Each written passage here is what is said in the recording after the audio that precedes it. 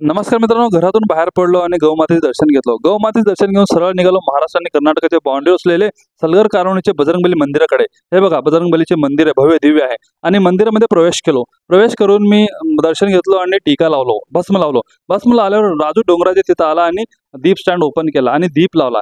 दीप लावताच पंडित पुजारी नारळ फोडला. नारळ फोडल्यावर पवित्र पाणी माझ्या हातात दिलं आणि मी पाणी पिलो. पाणी पिऊन डोक्याला लावून घेतलं. डोक्याला लावल्यानंतर लगेच राजू डोंगराची उदबत्ती लावला. उदबत्ती लावल्यावर मी दर्शन घेतलो.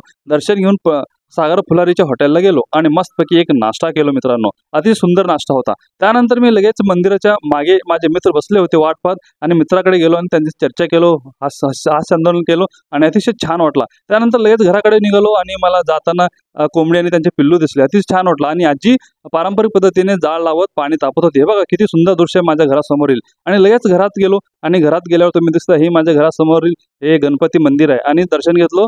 धन्यवाद झालो. धन्यवाद मित्रांनो.